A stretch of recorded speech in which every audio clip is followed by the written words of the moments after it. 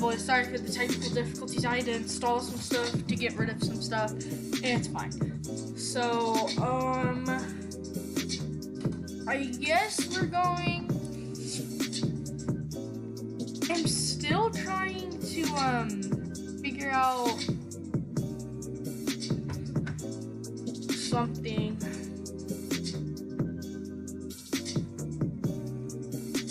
But,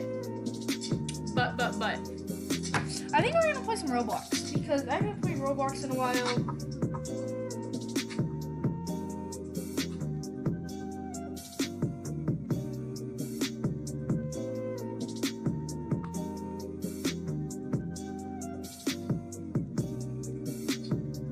So,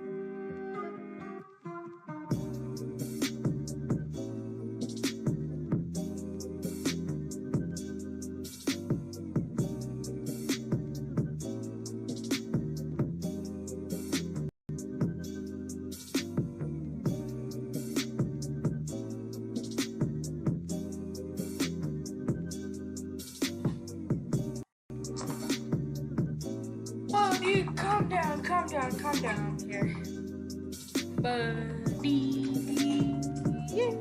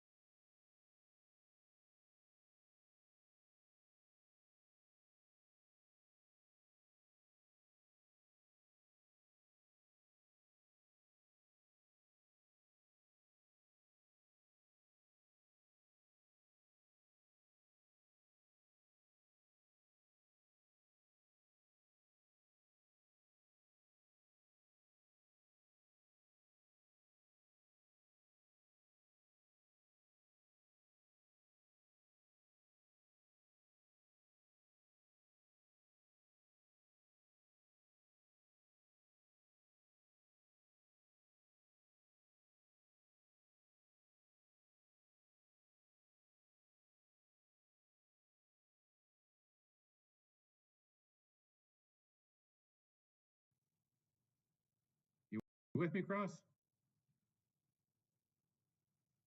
I've never seen that symbol before. Please run IV cam. I don't know that one. Well, I see that. It's got some weird things going on with it. All right. Well, I'll bet you got somebody close to you that can figure that out for you, though. All right. Okay, so today we are going to talk a little bit about natural selection. Okay. Let me get my attendant taken care of. And so hopefully we've read a little bit. Cross, are you current? Are you behind a little bit? Okay, so natural selection is that process by which the traits that are allow individual to thrive in an environment favor those individuals who do not have traits that help them thrive in that environment. And that is a random thing. Cross, your little thing disappeared. Okay. So I'm going to show you what I mean by that here on the screen, hopefully. Remember how to share screen? Okay. All right. So hopefully you guys see my screen share here. We're going to talk about called a Furby. So, Furby. This is the genetic makeup. All these boxes we're going to pretend are mutation possibilities for a Furby. Okay. And a Furby is a very little critter who lives in a very temperate climate. Its average is around 80 degrees in the summer, and then it's about 35 degrees in the winter. So the Furby has a nice little pelt of fur, and it lives quite comfortably in these two extremes of temperature. But when we talk about natural selection, we talk about traits that favor the environment that the individual is from. In this case, our Furby has the perfect coat for its environment. But something's going to happen to the Furby's area. We are all of a sudden going to drop 10 degrees on average from what it used to be. Some environmental changes happened to the Furby population, and we're going to go from 80 degrees to 70 degrees, and in the winter, it's going to be about 5. Now, summer temperature actually sounds pretty cool, a little cooler, but down here going from a 35 degree low to a 25 degree average low, that's pretty darn cold. And the Furby is just not used to that, okay? And so our Furby is in some trouble here. Environmentally, the entire species of Furby is not well equipped to handle this kind of cold. They can't get out of their dens. They can't go hunt. It's just harder for them to live at that temperature, okay? So I've set up my little scenario here. And so now we're going to talk about natural selection and adaptation, okay? So this list of boxes here, all these boxes represent mutations, okay? These are random mutations. These could be anything. These could be, oops, I lost somebody. I lost Mr. Morales. These mutations could be things like eye color. They could be how long a teeth they have, how big their noses are. But this one right down here, this one, if they actually have that, everybody see me change that one little box? Did you guys see that? Okay. This little box down here is the mutation, the random mutation for more fur. Okay. If they were to actually click that box in their mutation gene whenever they had babies, when they had offspring, that baby would have more fur. So let me just, so we're going to say this Furby is getting ready to be born here, and I am going to select one mutation randomly to see if it's going to have a better suited trait for its environment in the form of longer fur. So I'm going to turn my head the other way, and I'm going to pop it with my pencil. Okay. So I pop this. That's not the long fur box. That box is for some other mutation. Maybe I changed his eye color. Maybe I gave him a bigger nose. But whatever it is, it did not help this Furby to survive better in its environment. Matter of fact, if it has its same fur, it's probably going to have a hard time living in that environment now. So, um, so is it real easy to get an adaptation through natural selection that is actually helpful? Or is it really, really hard? What do you guys think?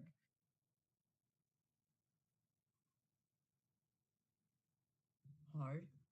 It's pretty hard. Look, there's thousands of checks here, and in reality, millions of check boxes in this animal's DNA. And for us to randomly select this little fella down here and get lucky and say that it's going to have more fur in it, that's pretty darn hard for this one individual. Now, let's look at a different scenario. Let's just say that instead of this being one individual, each of these boxes was a different Furby. Okay, so each one of these Furbies is going to have an offspring. Now, is it going to be harder or easier for it to have one single occurrence that favors the furrier critter? Is it more possible now? Yes, sir. So we just learned something very, very important. The more population we have, the easier it is for one of these random occurrences to actually be beneficial. Okay, so lo and behold, we have a species.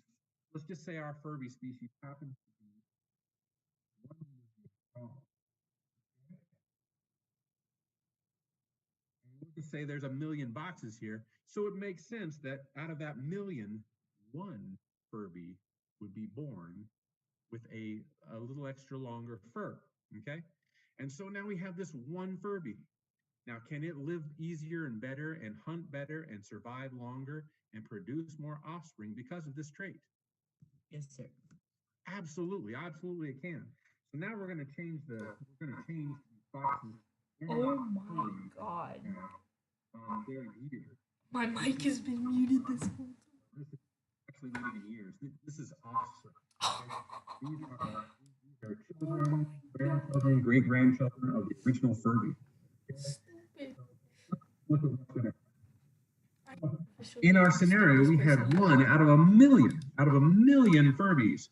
One was born with a trait that was really good for this guy. I can record. Search for food, and it didn't starve, where all the rest of the Furbies were really having a hard time. Okay, so whenever it mates with another Furby, there's a pretty good possibility. Let's just say that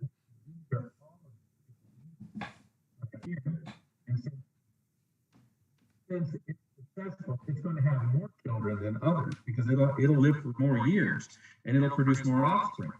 And this many children, and all those children, maybe this one, and maybe this one, and maybe this one, got the trait that it did. Okay, so now we have a population that is starting to have more success. Not all of the population, but the part of the population, this little part, is having much more success. Okay, so these three offspring here, they're going to take up most of this line, okay? Because they're successful, they have more offspring. All these other ones would have just had one or two because they may not even live through their first year. But these guys, they did pretty good.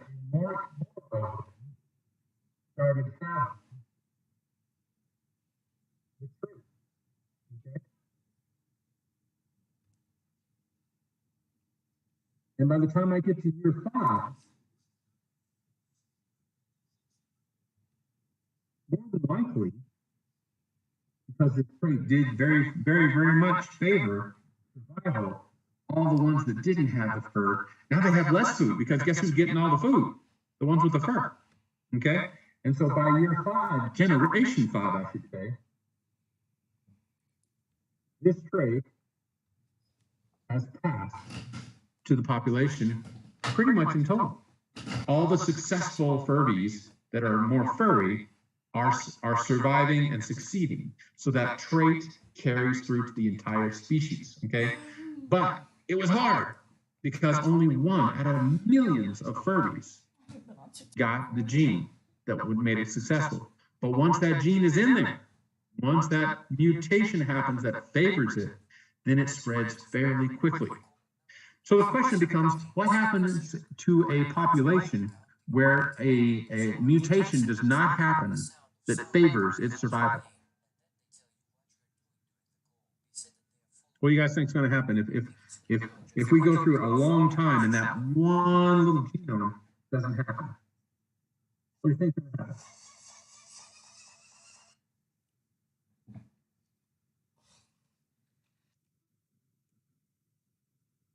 No opinions?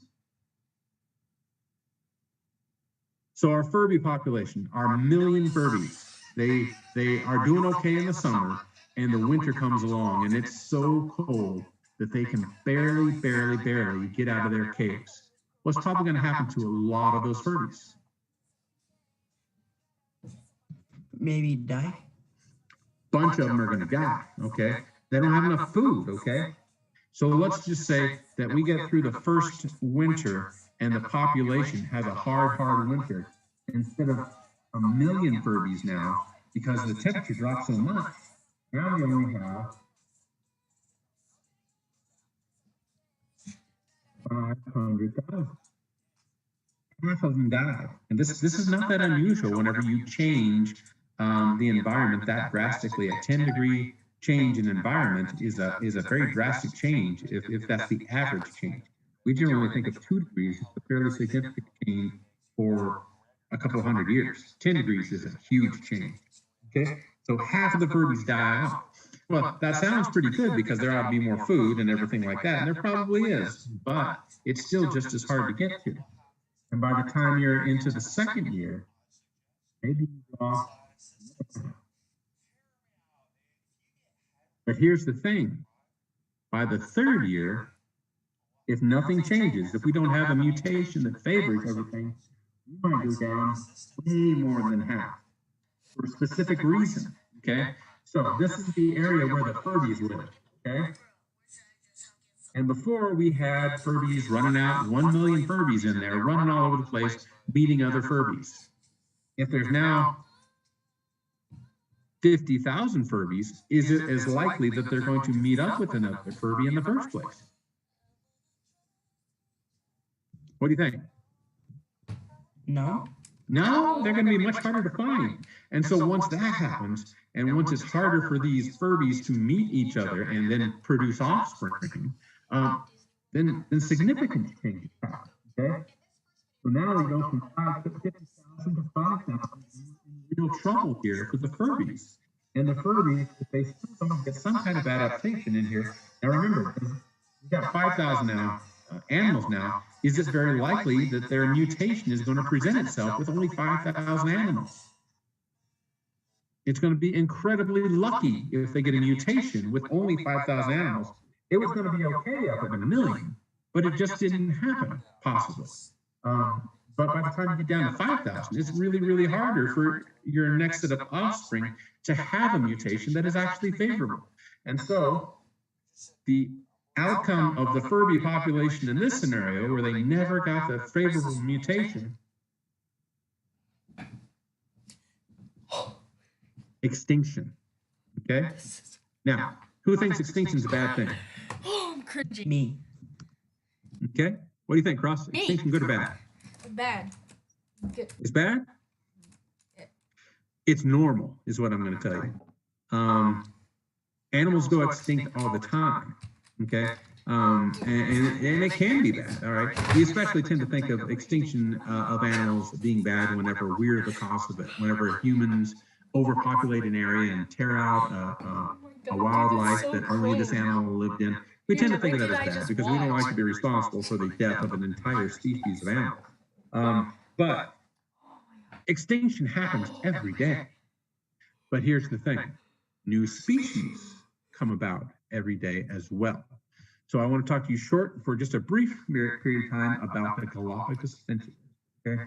Oh, that's cringe. Tell you exactly what I'm Finch is a kind of bird, and if you you know that they're pretty famous in the Galapagos Islands. There are several different kinds because of the adaptations they've made over time. So we have these islands. Okay, we have an island here, we have an island here, we have an island here. And over here, we have South America. All right. And these finches, for some reason, somehow, a small population of finches, maybe in a storm or something, got blown into this area. Okay. And this finch, the original finch, was just a normal finch. It just is normal looking. You know what they look like? They have a beak, kind of looks like this. And it's just a little bird. Okay. Some of those finches got blown over onto this island, some to this island, and some to this island here. And all three islands are very similar to each other. And these are real islands, okay? But they have some distinct characteristics. That's so cringe.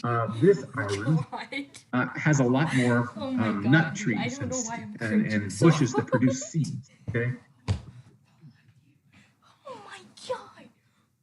This one doesn't have as many nut trees on it, but it does have a pretty good tree population, but not nut trees. But there are a lot of insects in this. I'm gonna put bugs here. And this one has a lot of small ponds on it. A lot of smaller fish and stuff that might live. Dude, I'm cringing. No, dude. Oh my god, I'm cringing so hard.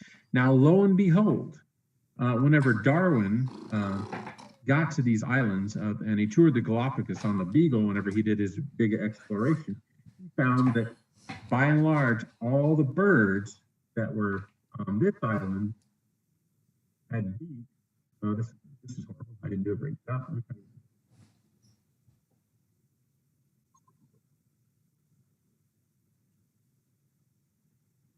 They had a beak that was significantly bigger than a normal finch.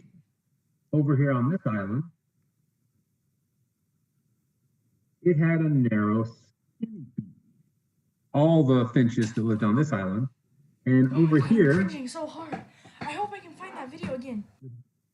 it had developed almost a Dude, I'm still cringing. a beak with a little hook on the end of it. Holy heck. Okay.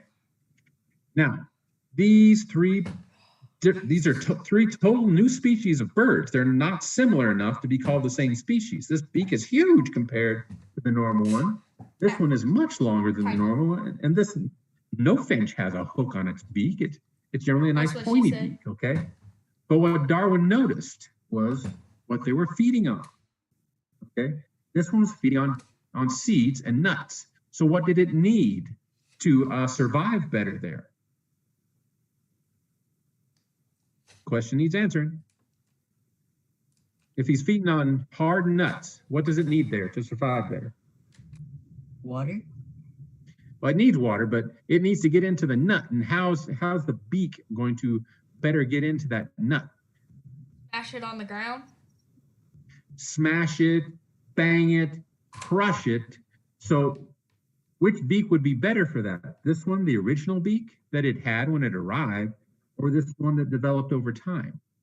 Developed. The one that developed over time. Yeah, and don't forget that bird did not just say, you know something, I need a bigger beak, so I'm going to think one into existence. No, it had babies, and those babies had babies. And one of those thousands of babies over time had a little bit bigger beak, and therefore was able to crack more nuts and more seeds. And therefore that trait passed to its babies, and they had more success than the other birds. So they outlived them, they outproduced them, and they just took over as a species. And the bigger the beak, the better they were up to a point. And so you're going to find that on this island, this is the exact largest beak that they need to do well on that island. Any bigger would be too big, probably wouldn't be able to fly good, but it's big enough to where it crushes things well.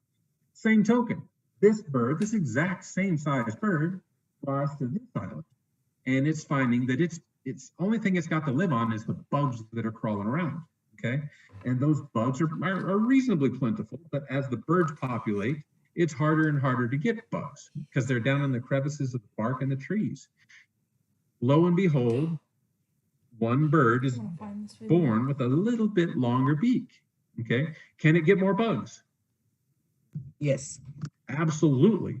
And so it has more success and it breeds. Okay, that allele of its, that mutation that it had, that awful mutation of a longer beak, turned out to be its saving grace, and it passed it to its children, its offspring. And those offspring did the same thing, and they had more success. Matter of fact, they outcompeted the normal beaked birds, and now that is the prominent bird on the island. Over here in these little ponds, this little hook allows the bird to catch those fish and hold on to them better. If you look at any sea bird, it has a little hook in the end of its mouth to help it hold on to the fish. So this little guy can grasp some minnows better. All right. Didn't happen because it wanted it to. It happened because of a random thing. One little bird was born with a little bit of a twist to its beak down.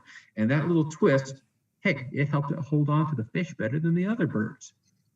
Therefore, it had more success. It produced more offspring. And over time, that hook became the prominent feature of the finch in this area. So we have three distinct birds that share a common ancestor, but changed over time because of their environment. I found it. Okay, environment. That's the whole thing about evolution that people forget. It's all about adapting to the environment you're in. Okay? All right, questions about any of that? No, sir. Okay. Was it confusing? Did I go too fast? No, I understood it. Okay. So that is the short version of natural selection and evolution. They tie right into genetics. Okay, remember these genes get passed through the mom and the dad, and these things they go to the offspring, just like we learned already. All right, but now we see that the genes that give the animal success are the ones that really catch on and move across the spectrum. It's not just because it's dominant and recessive. It's because it's successful. Okay, that's just as important as whether or not you have a dominant gene or a recessive gene. Does the gene do something good for the animal? Okay, that's my lesson. Okay, so I think you're looking at a lab by Wednesday, if I remember right. So enjoy the lab. It is a graded lab, so make sure to get that done. Anything else I can do for you, gentlemen? No, sir. All right, well then enjoy your day, and we will see you in a couple of days.